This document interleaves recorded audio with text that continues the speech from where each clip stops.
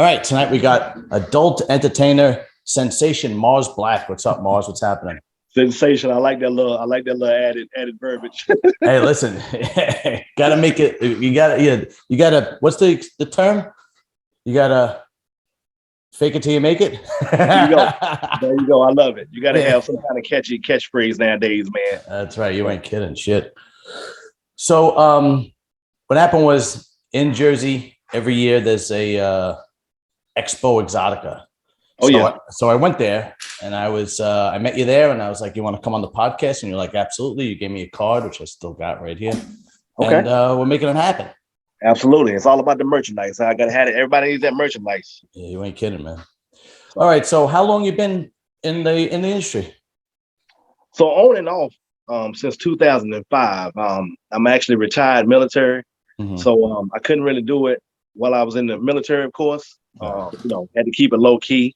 Yeah. So started out a little adult modeling on a website, basically pictures and videos back in 2005, and did that for about a year or so. And I came off because I got deployed to Iraq in 2006. Really? Yeah. So came off, didn't come back on that particular site until 2010 and started again. And I actually met my ex-wife who was on they had a male side version of the site and a female side. And I met her, and of course, we connected. And of course, when you got a hot woman in the industry and in the game, everybody wants to work with her. Sort of, did her photography and her management, things of that nature, and got my name out there originally. And we parted ways, but I decided to take a gander. I've always had a niche to be in the industry and not necessarily be in front of the camera. But my goal is to be behind the camera with my own little Mrbeewell production company. Right. Because as we get older, things ain't the same in the youthful 20s and 30s. So it's a little bit more pressure, man. So being behind the camera and doing a little directing and editing, that's where I eventually want to be at.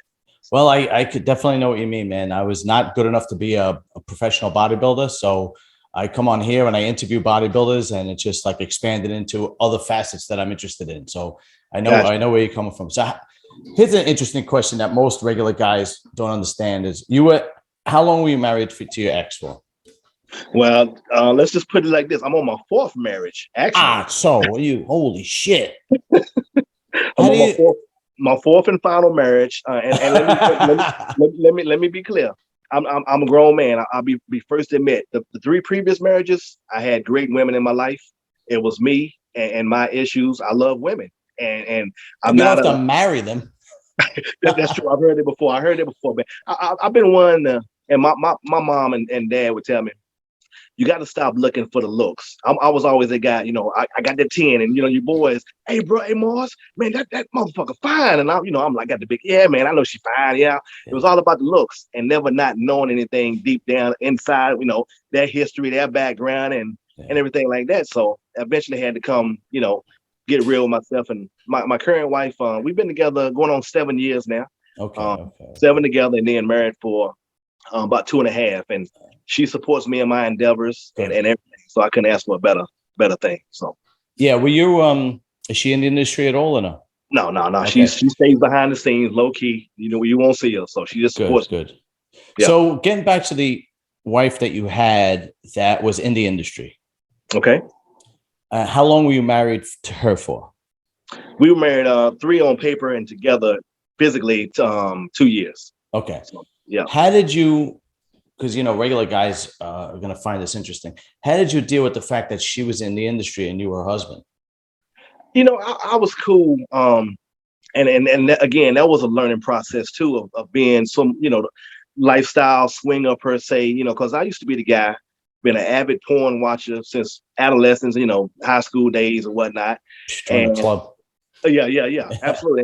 I used to be that guy that watches porn, and you would see the porn where guys are sharing their wives and girlfriends, and I was like, man, what is this? What kind of mess is this? Yeah. And so we would having sex one night, and it just popped up in the middle of that, like just talking about sharing her or whatever, being with others, and she was in a line of work where she was a physical fitness instructor, number one, and then she also worked at the time of Fredericks of Hollywood. So she saw a lot people coming in and whatnot. And long story short, we was doing a shoot one night, and one of our friends came over with a male companion, and one thing led to another. And I was behind the camera, doing pictures and videos, and I'm a big, my kryptonite is squirters.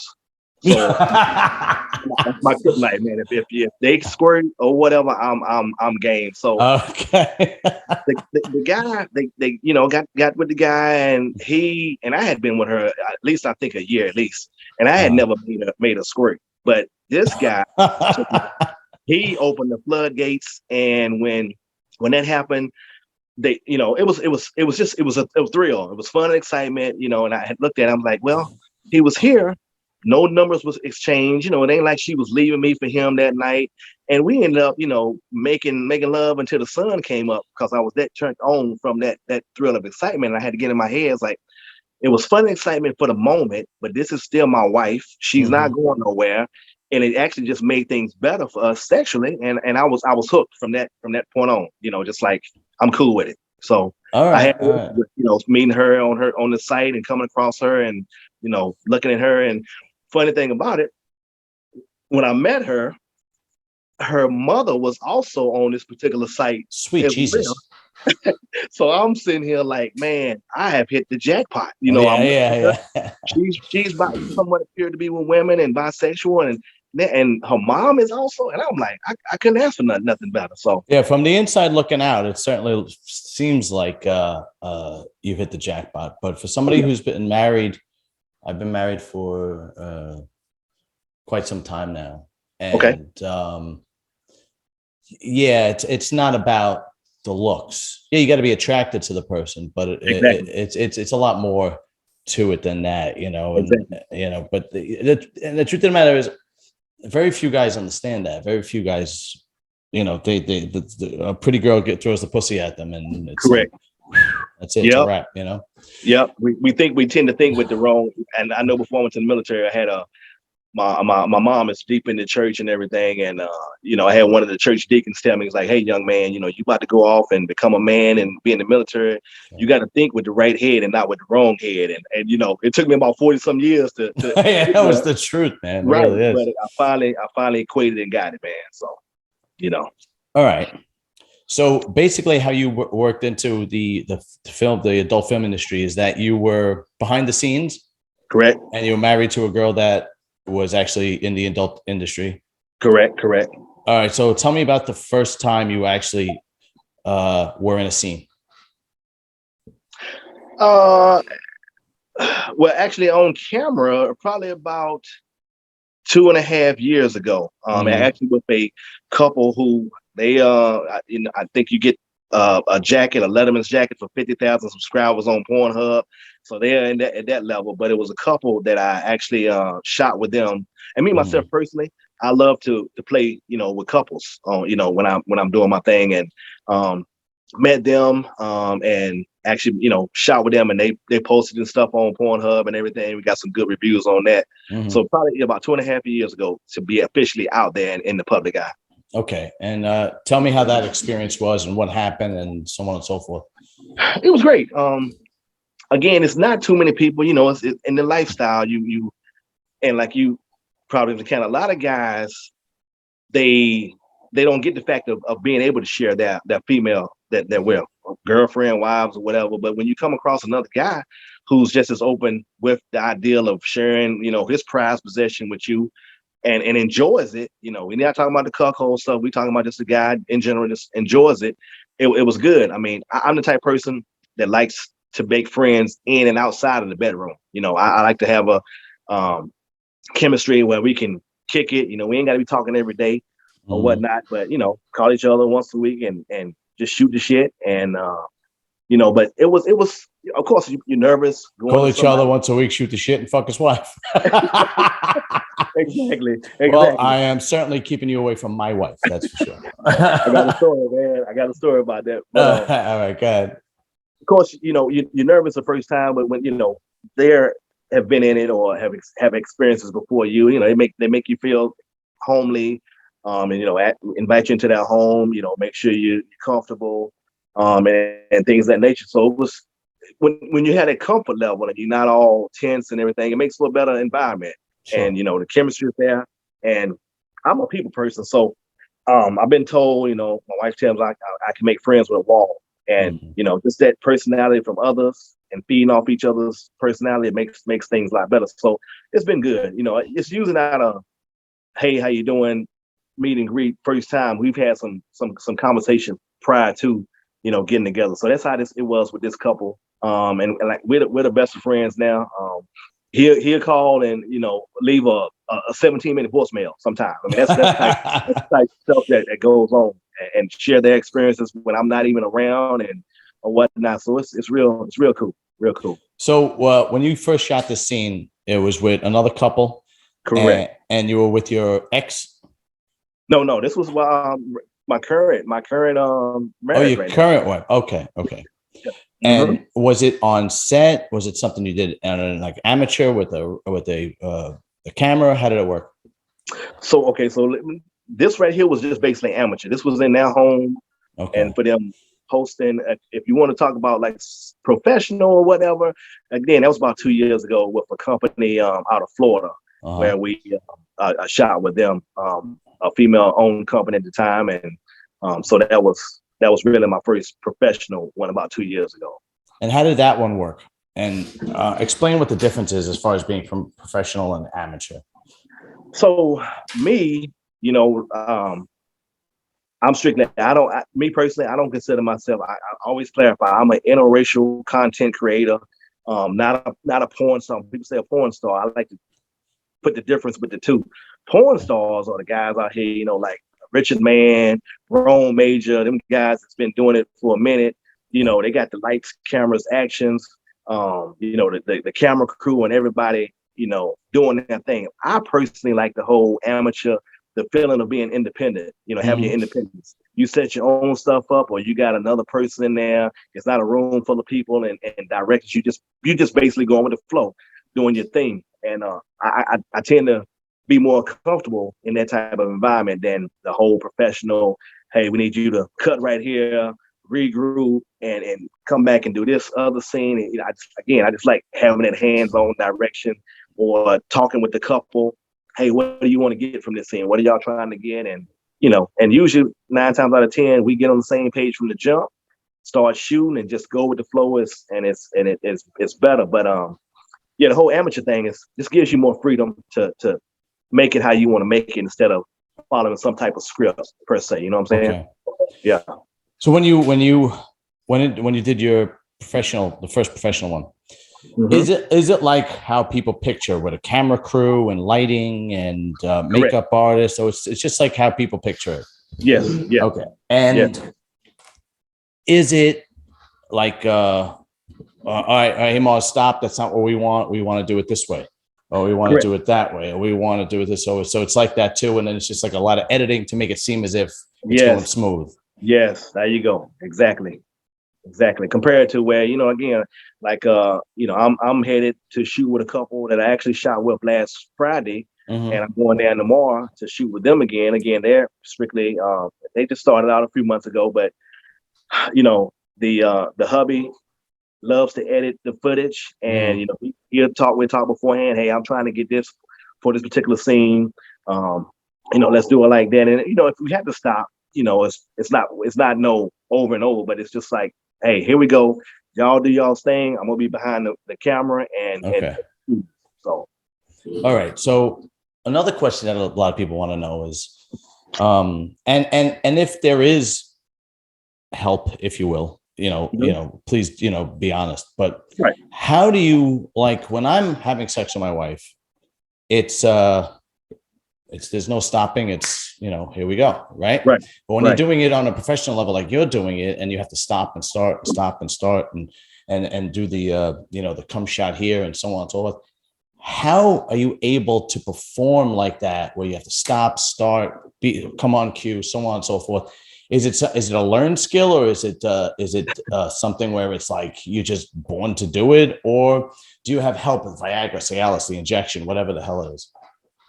I got you, man. I got you. So yeah, let me touch on that again. It goes back to one of the reasons why I want to eventually be behind the camera because it is a lot of pressure on the guys. Females can just show up, lay there, do their thing. But as far as a guy, sometimes we get hot. Sometimes it's just different circumstances that affect us. And so, of course, they're cut.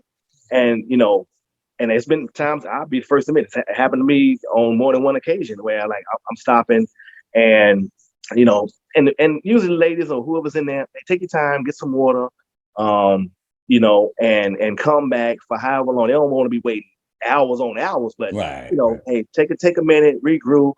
You come back and you try to do it again. I have tried the shot, and the shot does work. And I'd be lying if I said I haven't tried it. you got to try some things sometime and see what it's all about. But the shot does work. And usually if I'm sort of, and this is in my case, it's different for everybody, but usually if I'm shooting with a talent, again, have the perfect wife, I try to abstain from anything sexually about a week prior to shooting with that female talent. So that way I'm ready to go and ready to do my thing. So that's how I sort of work it into the system. Okay. Yeah. So it's not like the director's going, cut, stop, all right, jump into it now. They go, take your time, get your shit together, and then come back and we'll begin it. Okay. So everybody's kind of like understanding. Yeah, exactly. Yeah. Okay. All right. Yeah. That makes a lot of sense. All right. And it's sort of easier too, because even the females, I mean, talking to the couple last week, the females, some of the females be like, what am I doing? Am I not attractive to the guy or whatever? And this particular couple who's been in a lifestyle, the husband spoke up and he was like, no, if you weren't attractive, the guy wouldn't even be here. First of all, he had to be something. So it's not you, baby. It's we have issues. And so she had to learn that. It's like, okay, cool. And so she does things and just take your time. And, for me, the dirty talk get me going again. Like you start talking dirty and nasty. I'm like, okay, let's do it. Let's get the camera on it. So that's how you work. Now, do they have, like years ago, before they had, the injection and the pill and all that, they used to have fluffers. Do they still have that? They do. I haven't. So again, in my personal life, I do a couple of things sometimes for some females, and not necessarily on shoots on camera, but they still do have fluffers in when you're doing a shoot like that. But I have seen them in amateur porn and things like that. I had a situation a few months back where one of the girls, she wasn't feeling too good. I forgot what the issue was, but she was just like, I'll be the fluffer and use me as such. So that's what she was doing. So for people don't know and don't know what the term fluffer is, why don't you explain it?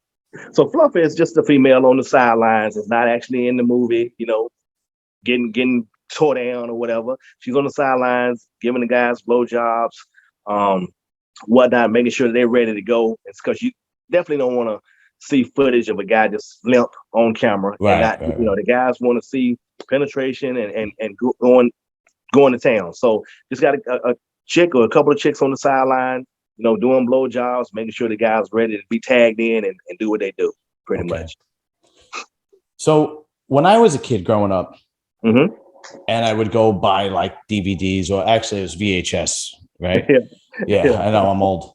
And, me too, man. I'm 46, so I'm 47. Oh, okay. So same difference. Yeah. There was always the same 4 or 5 guys in every movie. Right. And I can only assume it's because they were the most reliable, if you will. Right. But now you have so many different guys. I mean, it's just, you can't even keep, you have amateur, you have, all different types of genres in adult entertainment, so on. So what do you attribute that to? Because the most people attribute it to, okay, well, now you have Viagra, you have Cialis, you have the injection, and like almost anybody could do it now. What do you attribute that to? Look, I've seen some of your footage, some of your clips. You did a podcast on the monetary value and financial in the sex industry. It's $1 billion industry. Yeah, everybody can get a piece of the pie, no matter how, pretty much how age, color, race, whatever. Yeah, that's right. So you got, again, more freedom. If this 50-year-old Larry want to pop in here and become a star, he can start an OnlyFans or whatever platform he wants to get on and do his thing, and that's one of the things I was talking to the wife last night. meeting you at Exotica and people coming up to my booth. I get so many guys. Hey man, some of me coming up. Are you hiring? And I'm like, I ain't hiring, bro. I'm independent. This is my thing. I'm not hiring, but in my DMs every day. Hey man, hey Mars, how did you get started? How can I do this? And I'm like, I'm about to start charging just to tell them, the simple tips on, the simple stuff, just because it gets frustrating sometimes. Like I don't have the secrets to this. You got to find your niche. Right. And get out here, and it works different for everybody. What works for me might not work for you. So, but yeah, I mean, it's just that ability to, I'm sitting there, like you say, there's so many people in the industry. I'm sitting there and I'm handing out my cards like I did to you, and people are coming around, and I'm handing out my cards, and then a guy would take them and be like, here you go, man. I'm such and such. I'm in the industry too, and I'm like, oh my bad. I thought you were just a fan. Now I'm doing the same thing too, and I'm like, okay, cool. Nice to meet you, brother. And so you attribute it to basically the ease in which it is people could get into the industry now. Yes. Whether it's social media, OnlyFans, Pornhub, whatever the case may be, that could very well be. Yeah, I never thought about that, but yeah, that is very true. Okay. Yeah. You think what? Take 10 minutes and get online, do your paperwork, IDs and stuff, and you got your own site already at the push of a button. Yeah, right. Absolutely. Yep. Yeah. Okay. Yeah, that makes complete sense, actually. Yeah. All right. Embarrassing stuff. Did you ever have that day where it just wasn't working? No matter what. Yeah. The first professional shoot with the company in Florida. That's gotta suck. Yeah. Yeah. And not to mention when it was all females.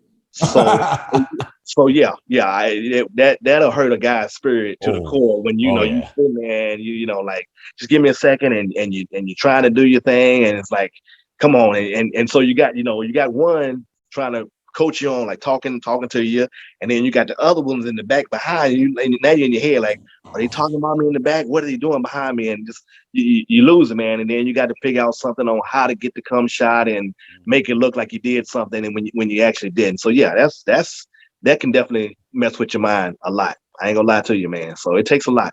It's a lot of work in the porn, just getting on there, doing your thing. It's stuff that's behind the scenes that you got to make sure goes, flows, and if you don't get the shot, you got to make sure that it looks like you got the shot, and it's just a lot of work. Okay. So that does happen. It happens to every guy in every facet of life, right? It's just whether you're in the industry or not. I mean, any guy who says it's never happened to him, he's fucking lying. You're right? Absolutely. Absolutely. But being in that industry, how I would assume that the injection and Viagra and Cialis is very prevalent, because why would you want to fuck with your money and embarrass yourself? Correct. What do you think? Yeah. I tried this shot a few weeks ago, actually, and it was they were talking about it. It was the one adult amateurs that I was working with, and they were talking about it, and it was like, it's like, I don't know about that. And first, you were talking about the injection. I'm thinking, oh, it's gonna hurt. I ain't trying to get something stuck there. And they goes, no. And they both in the medical field, and it's like, and so I'm like, let me go ahead and try it. And so, after I tried it, I'm like, oh yeah. And they was like, oh yeah, you hooked now. The first one's free. You got to come back to the more. Like a drug dealer. Yeah. I'm like, okay. So, I would say, for me, and after experiencing that, if there is another situation in the future where it's just not working, and I'm gonna do what I got to do to make it look good on camera. So yeah, I mean, it's you just don't want to be doing shoot after shoot, and then not being able to perform and be top notch when you're in this line of work. So yeah. So for people who don't know, we're talking about what's referred to as the Trimix injection, because it's three different pharmaceutical injections, I guess, in one, and you inject it right into your penis. But it's done with a very, very fine insulin syringe. Yep. So you barely feel it. That's correct. And it goes in like an eighth of an inch, if that.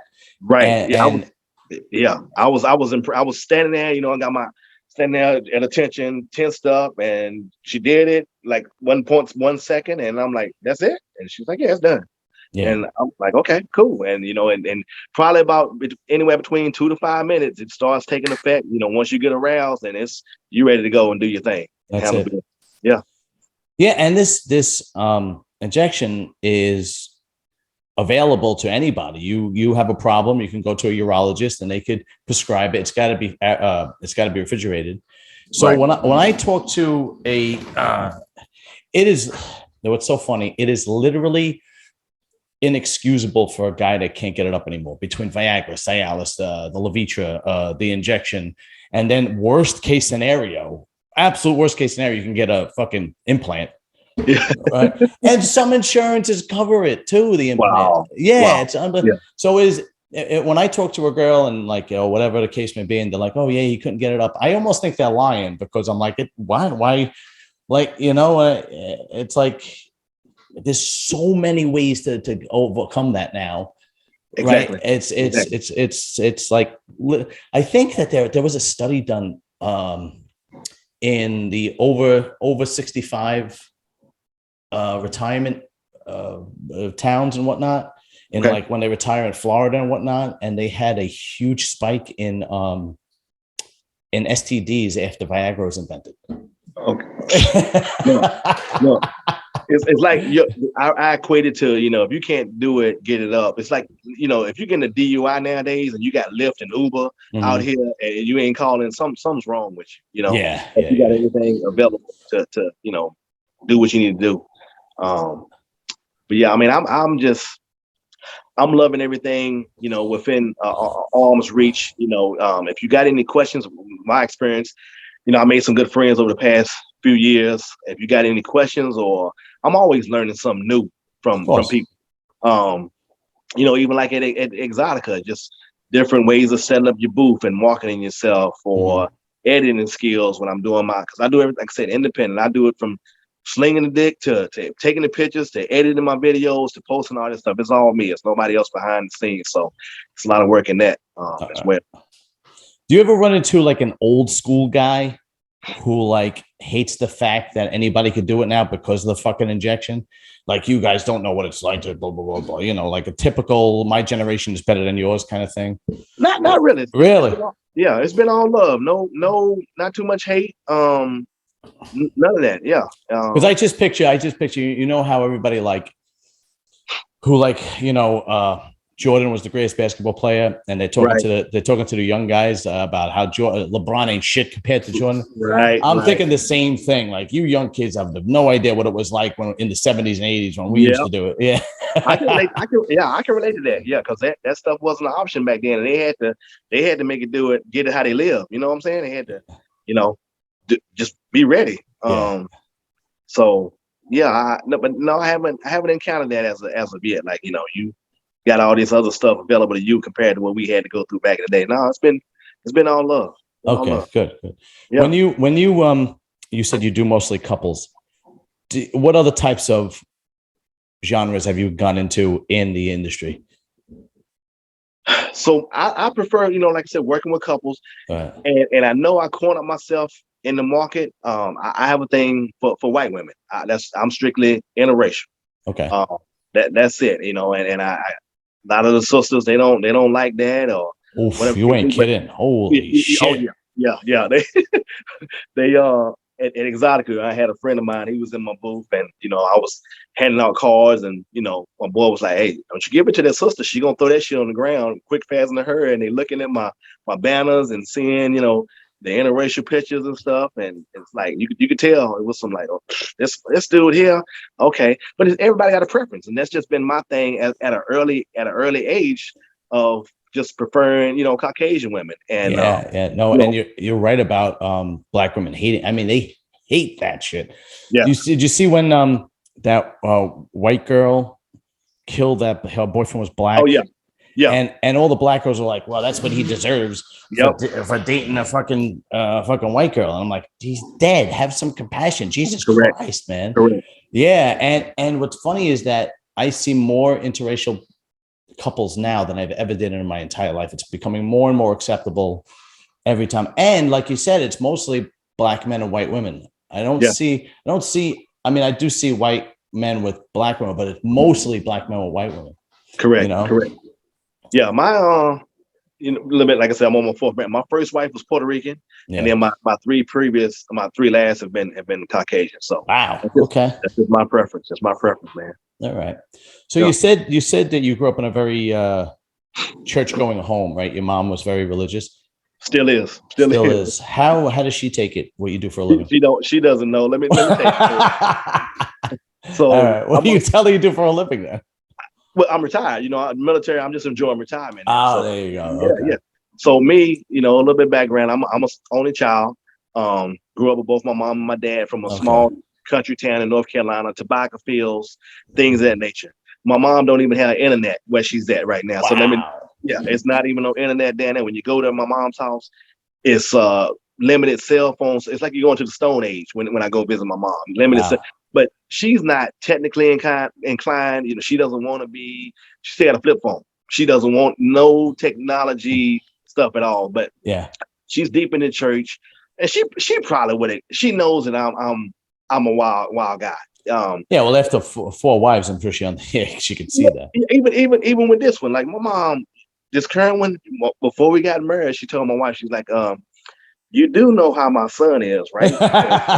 and my wife was like, yes, ma'am, I do. And she's like, he's not going to change the type of person that he is for somebody else. She's like, I understand. I'm not trying to get him to change. So my mom, she would probably, and who knows, a lot of people on social media, they see my posts, and I'm free with what I do because, I live by the 3 F's.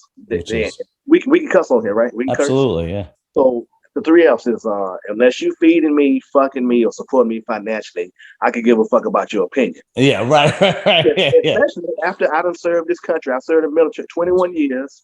I raised up a beautiful woman now. She's older and she's married to a military guy herself. And now I'm just living life. So, if you want to judge me, it is. You don't pay my bills. So I'm pretty sure maybe some people that may have came across me and may have mentioned something to my mom, because she does mention something sometimes. Such and such said they saw you on that Facebook and that IG and you be posting any and everything. And I'm like, yeah, mom, that's me. I'm grown. So she would probably be like, that's my son. He's going to do what he want to do. But as far as I know, she doesn't have any inclination about it. Well, first I want to thank you for your service. That's for certain. You guys don't get enough credit. It's an honor. No, you really don't. And here's a stat that I don't know if you know or not. And this is what I mean by you guys don't get enough credit. Mm-hmm. Obviously, everybody knows that the military is 90% guys. Mm-hmm. But I think it's since the war in Iraq, over 30,000 veterans since the war in Iraq have self-deleted, because you can't say that word on YouTube, and nobody talks about it. I believe it. Yeah, over 30,000, and nobody talks about it. Nobody talks about men's issues, and not talking about veterans' issues is that's just sinful. It's just sinful. I can believe it. The stuff that some endure, especially in combat zones and things of that nature, and just the accessibility of the help and people to talk to, just not there. Yeah, it's unfortunate, but men's issues, it's just, it's always tough love with men's issues. Right. That's really it. Yeah. Okay, let's go. So let's get back on track. Okay. So you've been in the industry on and off since 2005. So here's actually a good question. Okay. Have the attitudes of the girls in the industry changed since the impact of social media? Because social media has truly impacted society in since about I'd say 2010, 2012. And I hate to say it, but especially women, because they're getting so much attention from dating apps or Instagram or Facebook or TikTok. Yeah. So has the attitude of the girls changed at all?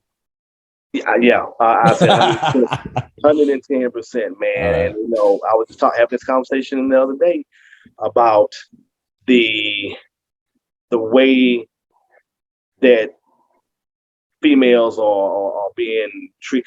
Females, they open up, and I can attest to it because I help I run a few of the female talents that I work with, do some of their social media platforms. I answer their emails, do their posts for them because they get overwhelmed by the number of DMs, messages, and you open up and always a dick picture. And, so what happens is for somebody like me, not bragging nothing. I got a wife. I don't have no problem getting sex or whatever I need at home. I don't have to go out here and pay for it. Mm-hmm. When I see a female, a talent on social media, hey, DM me to collaborate. And then she catches my eye and I DM them to collaborate and say, hey, I'm such and such, would love to work with you or whatever. That message might go unread for weeks. Good luck. Yeah, for real. And I'm sitting here like, you said DM to collect, but then again, she's got so much stuff to go through. It's overwhelming. And then they might come at you not knowing because they got to go through this. Then they hit you up and what are you paying? And hold on now, I'm not paying, and I'm a content creator just like you, and I'm trying to collaborate. But it's just some of them are getting the big head, and I had some of them, again, where I just differentiate myself from being a porn star and a content creator. Some of them are just, OnlyFans. I'm a porn star. You're just doing OnlyFans. How you a porn star? And you ain't doing with no companies and doing none of this stuff and all that stuff. But they got the big head because they got 20,000, followers and 1,000 emails a day, and everybody wants to pay to see some tits and ass. And so they definitely have gotten the big head from back then. It's with regular girls too. It's, it's not, I did a panel show about bodybuilding, and I had a girl on who was a professional figure girl. So it's not really bodybuilding. It's more like fitness kind of thing. Okay. And the girl is a smoke show. I mean, I'm not going to lie. The reason why I had her on is because she's a smoke show, right? Because I knew I would get views. Gotcha. And it was toward the end of the panel show, and now we kind of toward the end of all the panel shows I do with bodybuilders. It's more now. It becomes more of like fun, and we don't even talk about bodybuilding anymore. Okay. So her name is Nicole, and she was an absolute knockout. And I said to her, Nicole, how many DMs do you get? And she goes, oh, I can't even keep up.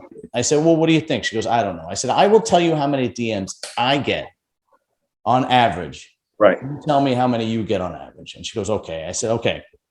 Barring the people that I reach out to for an interview for my podcast, okay, I get 0 DMs. Yeah, and that is my average. Every day I get 0, 0, 0, 0, 0, 0, 0. Right? Gotcha. I said, how many do you get? She goes, oh. I said 5. I said 500. She goes, more than 500. Jesus. Yeah. I said 1,000. She goes, okay, maybe not that many, but between 500 and 1,000 a day. Wow. Yeah. So. Yeah. How could their heads not blow up? Right. It's almost impossible. And for the regular guy to go and like ask her out or hang out or talk to her, I mean, she's like, fuck out here. It's and that's when they come at, with the monetary thing, because guys are just ready to, and I see them answering some of these females.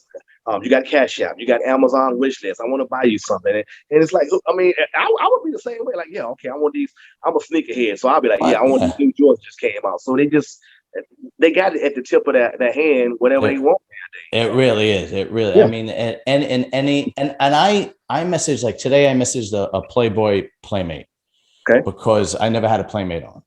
Okay. I messaged girls that are like actually talented. I messaged 2 girls that were really, really great singers to come on for interviews. And it's so difficult getting in touch with them. Right. Because it's like, and this is exactly what I do. I DM them, right? If there's an email, I email them, and then I go on their post and I put a message under their post and I go, please check your DMs. I message you for a podcast interview. Right. And then I just put a smiley face or something, and I'll do that like 3 or 4 times under their most recent posts. Okay. And it's really like, I'm going to say like maybe 30-40% of the time I get it. I get a return DM. Yeah. But it's becoming increasingly more and more difficult. But that check your DMs, they get that a lot too on their posts because exactly, they see that, please check your DM, and I'm like, oh my God. So and I try to differentiate myself. Podcast interview, series and still YouTube channel, something, and sometimes, and there are girls that like I said, like regular girls that like, or maybe professional bodybuilders, or for a while I was interviewing professional arm wrestlers. Okay. Same thing. It would be difficult for the girl to, get in touch with me because it was, they would get inundated with DMs. Correct. Correct. But once I got them, they were very happy and like thrilled that somebody wanted to interview them, Oh yeah. Yeah. Yeah, I was too. When you hit me up and say, "Hey, man, you actually my first podcast." And you know Really? what? I think you started something because I'm doing you tonight, and Yeah. I got one that's scheduled for next Wednesday. So I think you done got the ball rolling, man. All right. Good, man. Brother. Yeah, I'm glad to hear that. appreciate that. So let's see. Besides, limp dick, is there any embarrassing stories that you could tell us? Something that happened, maybe a girl did something or you did anything like that? The only thing I can think of, and it's sort of, it wasn't with me, but it was another guy involved. All right. And this is again amateur scene and shooting with somebody who was posting it for their OnlyFans. But and I need to do a commercial or something on this. Is the guys who again want to get into the industry and whatever, and they show up and they're not especially taking care of hygiene wise with themselves. You know what I'm saying? And you sitting there and I'm doing my thing with the lady, and then this other guy comes up and it's like, oh, she's like, oh no, wait a minute, we cut, it's like, and I'm like, and you looking at the guy and she's like, oh no, he needs to go wash up or something, and sitting there thinking like, you knew you was gonna be on camera and you showing up like this, so like that's my only. How do you not take a shower? I don't get it, man. I don't get it either. I don't get it either. Getting back to the attitude, okay. Has a girl's attitude on set affected performance in any way? Have you worked with a girl that was real cool and chill and everything goes well, and then you work with a girl that just has like this fucking attitude and it's like, oh, I want to kill this bitch?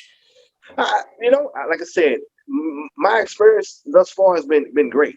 Okay. And I have a particular, I like the mature women. I like the old, the around my age, the 35 to 50-year-olds. So I haven't really dealt with nobody, younger than 30 in this whole thing per se. And I think that I probably would have encountered some stuff like that, like, or whatever. But right now, the talents that I've worked with have all been great. And, you see my stuff, and I've worked with many of them more than once over. And you get a niche. People hit you up and say, hey, when you working with such and such again? Or whatever. And so I'm like, okay, you want to see me again? Let me hit her up and see what we can do. Mm-hmm. So I tend to work with some of the same females. I got some new talents that I shot with, like I said, last Friday. I'm shooting with her again tomorrow. I got one that I'll be shooting with next month out of Pennsylvania. So I don't mind working with the new folks, but I haven't had anybody with the big head, and it's always been good on film and the chemistry. Okay, good. Yeah. What is your preferred body type when it comes to the women? The straight pogs, the fat ass white girls, the fat ass white girls. Man. I knew you were actually going to say that. I'm supposed to be interviewing Miss Danny actually next week. Okay. Yeah, I met her at the show actually. So she is I got a bad accent. I say pog, but it's pog. I know it's fucking terrible. Hey, it's however you want to say it. Everybody gets the point, I'm sure. And my thing. And it's so prevalent. And you're my age. Do you remember when we were young and all the girls wanted these huge tits, and now every girl wants a giant ass? Yes. And talk about following the trend. I mean, exactly. Wow. Exactly. Yeah, I've always, and me personally, most brothers, they love the ass. I'm a boob man. Me too. So it ain't about the ass. If you got an ass, cool. And I love the shortest. I'm 5'9", but if you like 5'2" and below, I love that. And thick, that's my ideal body type right there. Yeah. So you have the ability to be selective in your line of work. Yeah. I'm not that. I don't. Regular dudes aren't able to be that selective. It's like whatever comes my way. Well, you gotta, you gotta let them know. And I've discussed this with my wife many times. Like, I'm not gonna take one for the team. If I'm doing this, I'm doing it for me. I'm not gonna be doing it just to be out here. Because again, I don't need. I can sort of pick and choose. I got something good at home. And the ability to go out here and get something on the side is a plus. So I'm not just gonna settle for nothing. And yeah, I don't blame you. Yeah, get whatever. So that's my idea. Tanned, tatted, and a nice pog ass, and we good to go. And a squirrel. Remember squirrel. All right. Oh shit. What's the line for you? What is what you will not do? Like, have you ever had an offer where you were like, "There's no fucking way I'm doing that"? Yeah. So I'm a firm believer. What is it? Body positive nowadays. Everybody's about body positivity and things of that nature. So I get a lot of BBWs and stuff hitting me up in my inbox, and there is a limit. I have shot with a few BBWs that you consider BBWs. I can't do it. Number one, I don't. They're larger women, and I just prefer that's not my thing on the larger women. I have a particular body type, just like I do with the Caucasian women. So that's my thing, and I try to be as tactful as I can. Like, hey, I appreciate you wanting to shoot me, but that's just not my my interest at the moment. Do that. Yeah, I'm not into the BBW. Well, you got a girl who's thick and got a fat ass and big titties. That's one thing, but the Lizzo types, no, can't do it. Cannot do it. And you're right. This whole body positivity thing is it's all over social media and so on and so forth. But it's pretty much across the board what men find attractive, and a lot. I mean, once generally speaking, then you get into preferences. There are men who are like big girls. Don't get me wrong. But generally speaking, across the board, beauty is always overlaps. It's always the same. Like you find a hot girl in Germany, she's going to be hot in Canada, the United States, Africa, so on and so forth. But this whole thing of body positivity and show off your curves and all that. It's like, okay, go do what you want, but the outcome is going to be the outcome, right? And that's just the way it is. Reality is reality. Correct. All right, so you show up on let's say a person shows up on a professional scene. He's going to do a scene. What kind of money could he expect? Because the rumor or the belief is that women get paid a hell of a lot more than the men get paid. So So there's a difference in the pay. I think because I just did one, and me, somebody asked at Exotica, I was doing a shoot, and I really haven't been charging per se. I've been shooting more or less to get my name out there, and whatever other conversation, whether they cover the hotel or travel expenses, stuff like that. But as far as putting a number on it, I haven't. But when I shot with this particular company, it was like, okay, well, that's cool. We appreciate your honesty. We're going to pay you the minimum standard of $500. And $5 for an hour scene, I do that any day. But the females, I think, probably making double. I know it's one company in Florida that does amateur, and the guys are making $300 and the girls are making $400. So girls are making $100 more. But again, 45 minutes to an hour scene to go down and shoot. That's anyway, say $300 to $500 on their professional. So you're actually shooting for an hour, but what is, by the time you get there and you get ready and afterwards and so on and so forth, how much time is it actually taken out of your day? 2 to 3 hours. Okay. Because you have to do you got to do the paperwork, the disclosures, the 2257 forms, and all the ID exchanges and all that stuff. Then you do small talk and things of that nature. Probably about at a minimum 2 hours that you're looking to take out your data to shoot. Are there guys out there that's how they make a living primarily? That's it. This is what they do. Like, I got scenes lined up for the next month. Every day. Yeah, I'm sure. Because I really can't. I really don't have too many male friends in the industry doing what I'm doing. But the females, I know some females that have quit their jobs. My homegirl, Omaya the BBW Goddess, we're real tight. She was at Exotica, and she's, I think, quit her full-time job and strictly doing, content creating. And when you can take a weekend off and go down with this company, like I said, in Florida, and get paid $400 on a Friday, $400 on a Saturday, $400 on a Sunday. That's $1,200 in 3 days, for the week, for just three hours pretty much. And you got $1,200 cash money, and you go on about your business. That ain't bad. That's pretty good. Yeah. So a lot of the girls have to be, unless they're doing like a BBW, they have to be in shape or they have to be a certain body type or whatever genre they're shooting in. Is there a standard for men? Like, do they prefer men? And I don't mean size of their dicks. I mean, like, do they prefer men that are in shape? Do they prefer men that look average because the viewer could relate better to the average looking guy? I mean, how does something like that work? you're gonna always have that stereotypical, like, hey, I want the guy with the six pack, and whatever. But I think, again, like we talked about earlier, with the openness of anybody being able to do it, I'm seeing guys out here, 350 with the guts, and they're doing the thing on camera.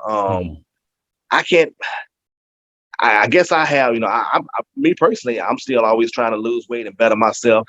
I know I'm not the same as I was in the military. I done put on some weight and got some love handles and things of that nature. But, when I'm getting hit up, and I feel like it's something that they want to see on camera from me. It's not, hey, babe, I need you to, ain't nobody losing weight or whatever. So, but I've seen guys in this platform nowadays, the beer guts, the ones with the six packs, or whatever the case may be. I think it's up to whoever the person is behind the camera that wants a particular thing in their eyes, per se. So there's no actual body preference for guys that the majority of the studios want. They really don't care. I really don't. I don't think so. Not in this day and time. As long as you can get it up and perform on camera and make it look good, I think they're good with it.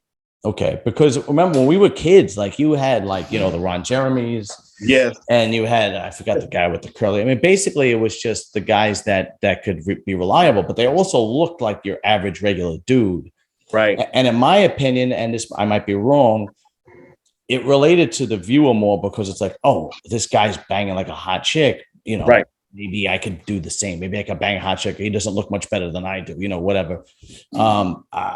Maybe that's a possibility, or maybe that was just the fact that this person could get it up and didn't matter what he looked like. What do you think?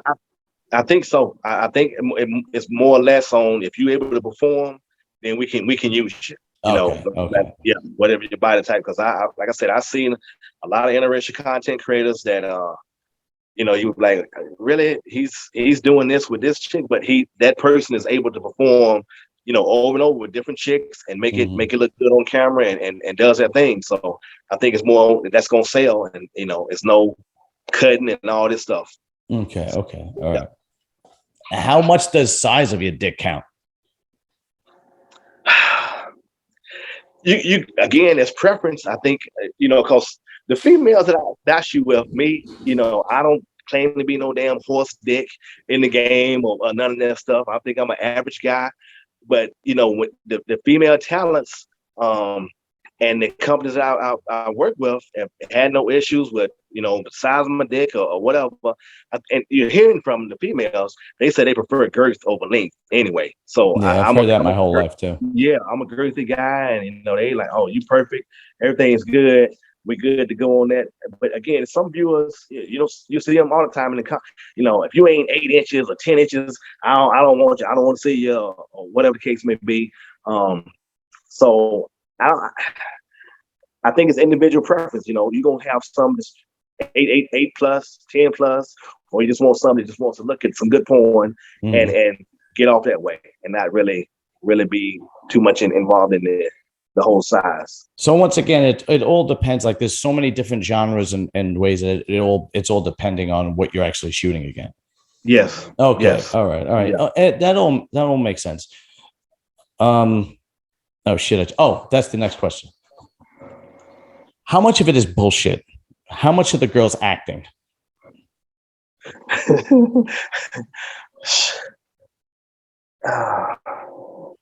The acting comes involved if you come into that, what we talked about earlier tonight. If you have a situation where you ain't getting it up and performing, you know what I'm saying? Because a perfect example, if you're in a position and it's all in the chemistry that you have with that female talent. Like if say for instance, I'm doing something and I lose my heart on, and I'm doing doggy style or in between the scissors or whatever.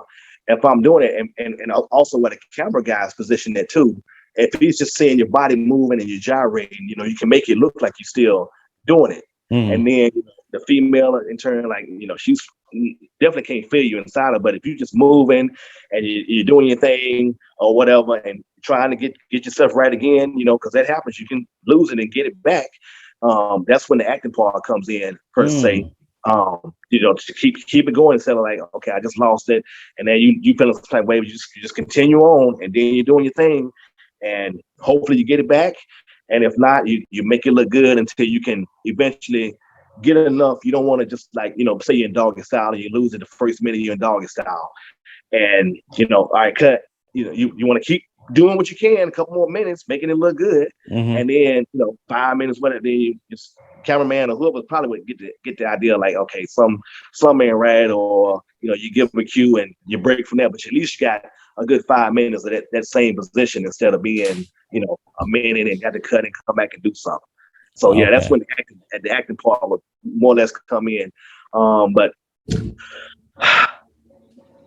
again, I want to know when I'm working with these female talents, like, hey, was it good? Is there anything I can do better for you?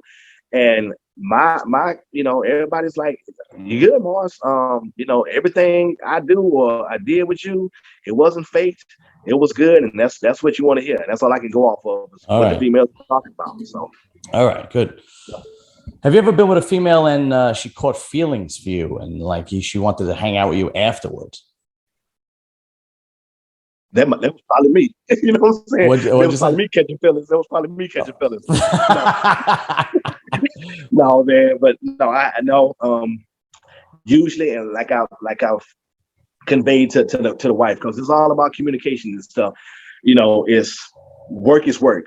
You do your scene, and yeah, I mean, I kick it with them, and we go out and have some drinks or eat some food. But no, again, been blessed to not have nobody want to blow me up. Hey, I want to get with you. I want to be your girlfriend. It's strictly been work since I've been in this thing. We do our scenes. We remain friends off camera, but it's nobody, trying to be, the girlfriend on the side or nothing like that.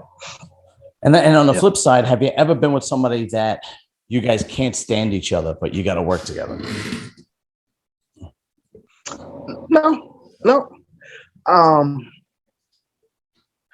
No, I mean, like I said, everybody's been pretty good. Thus far in the industry, it's been a few that I started out with that I lost contact with, and you see them doing that thing or whatever. And I'm always open to working with anybody I work with again, but people branch off and they start doing their own thing. It seems like, and it is what it is. But again, like I said, I haven't had any bad experiences doing all this stuff thus far. Oh, okay. Yeah. Have you ever been with a well-known female adult entertainer? 2 weeks ago at Exotica, Sarah J. Get out of here! Really? Sarah J. I actually interviewed her. I saw it. Oh, did you? Yeah, I actually did interview, and she didn't remember me when I said it to her. So yeah, man. So how did that work? How did you wind up getting with Sarah J? Man, let me tell you. So, of course, before Exoticas pop up, they promoting it. Who the talents is going to be at the show? They do your little flyers and everything is posted everywhere. And so, probably about a week before, some of her business team reached out to me on Twitter. Hey man, you're gonna be at Exotica, and I already had my stuff posted on there, on my Twitter and IG pages and my flyer. And first of all, I'm thinking it's catfish. I'm about to get catfish because ain't no way in hell Sarah J want to work with my unknown name self. And it's like, yeah, I'll be there. And guy came back and he's like, yeah, I'm Sarah J. And he threw out a few other names, but I ended up working with Sarah J. and Kaylani Kai up there. Did a threesome with them, and so he hits me up, and Exotica, started was Friday through Sunday. The meet and greet was Thursday night beforehand, so I was planning on getting up there Thursday. And so her management team came back and was like, "Hey, I was planning on getting up Thursday evening or whatever afternoon," and they came back Thursday morning at 11 o'clock, and I'm like, "Oh my God, I won't plan on being up there." So, but I'm sitting here in the back of my mind like, if I'm shooting with Sarah J, I got to make it every effort to do what I got to do to get up there. So I came up Wednesday night before. The guy, everything was cool. I saw the page. They have a wide side entertainment or whatever, and it looked legit. We started talking numbers, and it was like, yeah, we got your book for 11 o'clock Thursday morning, Sarah J and Kaylani Kai. And let me tell you. So I'm just in awe because I remember and I told him, I remember when she came out 22 years ago. Yeah. You remember the days of web TV, the little box and the dial-up keyboard, the web TV? Yeah. Okay. I remember being in the military, coming home in the afternoons. I'm looking at my phone, doing dial-up on my web TV, looking at Thursday, and I'm just sitting here like, I remember when you came out. And then I had an opportunity to work with you. I tell him I can die happy now. If the good Lord takes me off this earth, I have been blessed sexually with no unfulfilled fantasies whatsoever. So, did you find out where you could actually see that scene? She said that she's gonna. So since it was a paid shoot, she got all the content. So which is fine with me. I had a pleasure working with her and Kayla. But she's gonna either post it. She said either on her site or either in clips on her OnlyFans page. So that's where it'll be. That's where it'll be at. Oh, very cool, man. Very cool. Yeah. So that was 2.5 weeks to 3 weeks ago now, man. So I was blessed. Yeah, you ain't kidding. Shit. Yep. All right. One more question. Okay. And then I'm gonna let you go, man. Okay. And it has been a pleasure. Same here, brother. Same here. What do you think your body count is at this point?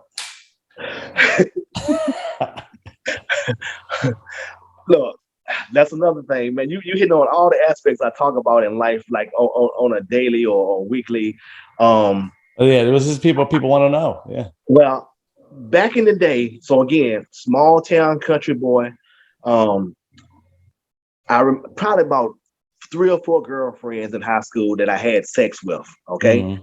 So I'm coming out 17, 18 by the time I'm out of boot camp and everything, and I get stationed up near outside of Philadelphia, Pennsylvania. Now I'm in the big city. You're talking about a country boy, tobacco fields, tractors, and I'm getting stationed at 18 up in Philadelphia, outside of Philadelphia.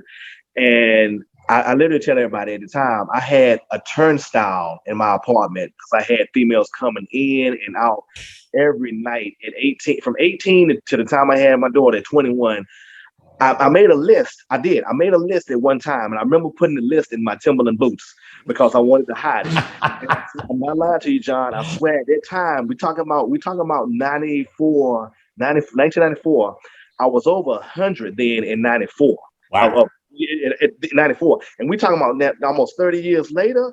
I have lost count. I'm not bragging, but I have lost count, and I want to know if the good Lord or Lucifer see me. I just want to know before they do something to me, what was my count? Because I know I gotta be close to 500, at least 500. I don't know. Well, that was the same answer Sarah J gave me, actually. Oh, really? Yeah, okay. 500. She said definitely over 500. Yeah. Okay. Yeah. I mean, if you saw my wife was like, there's probably more than 500. Oh, wow. Yeah. I don't know, but yeah, personal, and then in the industry working with people, I have had a blessed sexual life, and you ain't kidding. The good Lord's looked out for me. Well, I ain't had no issues and none of that stuff. So I've truly been blessed, and one kid, one daughter, as far as I know of, in my 47 years of living, and it's been good. Well, that's great, man. I applaud you because I think it's more difficult now than it was for our generation, for the young guys to get laid. And you know what? Statistics show it. That there's actually, I think it was the Washington Post, I might be wrong, but they did a study, and the amount of virgins for guys under 30 have tripled in the last 10 years. Damn. Yeah. I like you and your stats, man. You keep me up on the stats and the numbers. Well, I like it. It's because of this channel. If I don't know what's going on, because I don't stick to one genre, so I have to research every different person that comes on. Otherwise, I look like an idiot, right? Gotcha. So I've had guys come on that will I had JL Wisdom. I don't know if you know who he is. Okay. A great pod, and he talks about how women are running amok and men aren't men anymore. And I had to do some research before I had him on. Yeah, if he's got a great channel, JL Wisdom. If you ever go on, you can check him out. Check out his YouTube channel. And I had another girl on, Amira, who has a very conservative and somewhat, she's Middle Eastern. So she's she doesn't understand how these girls are so crazy, because she was raised in this Middle Eastern world where, a lady is like the old school lady. And she was, was married at 20 something, early 20s, and her marriage was arranged, and I had to research all this shit, man. So it's because of this. But and what's funny is like I'll say these stats and people don't believe me, and I'm like, I'm not making it up. I mean, you could verify it. You know what I mean? Yeah. Like, yeah. You know, like one stat that people don't believe me, and I'm like, go and check it. Is women initiate divorce or file for divorce 70 to 80% of the time. And if they're college educated, it jumps up to 90% of the time. Wow. Yeah. Wow. Yeah. I believe it. Yeah. I got a female friend going through it right now. She had an appointment with a lawyer earlier this week in regards to that. So yeah, I can relate. I believe it. So Mars, where can people find you? Yeah, I was just about to say. So I'm on all platforms: Twitter, IG, FetLife, Pornhub. I haven't updated because again, with the whole social OnlyFans and everything, loyal fan, everything coming, I haven't even updated my Pornhub in like over 5 or 6 years. But I'm still on there a little bit of earlier content. Okay. But Mars Black, like the planet Mars. BLAC, not with the K, BLAC, and either you're gonna put the triple X or either the 2X's. Like IG don't allow for triple X on there, so I'm not Black XX on there. But you do any search on any of them platforms, I should pop up. And again, I'm always doing new content. I try to keep everything fresh faces, or either creators that I worked with before that we continue to get some good reviews and they like people like seeing us. So you know, Holly Huntress, Davina Rains, Bunny Blue, Rizzy the BBW baddie, Omar the BBW goddess. And if you follow me on any of my platforms, you'll see their content with me, and things of that nature. So that's where I'm at. Mars Black XXX. All right, I'm gonna make sure that your Instagram is in the description area. Okay, and perfect. Is it okay for me to put your email in the description area? Yeah, that's cool. That's fine. Okay, so people like know where to reach you, and it's just a click away. That's cool, man. I appreciate that. Of course, Mars, dude. It's been a pleasure. Thank you so much for doing this for me. You're the first male adult entertainer I've had, and I've been digging for a while. So I really appreciate you coming on, man.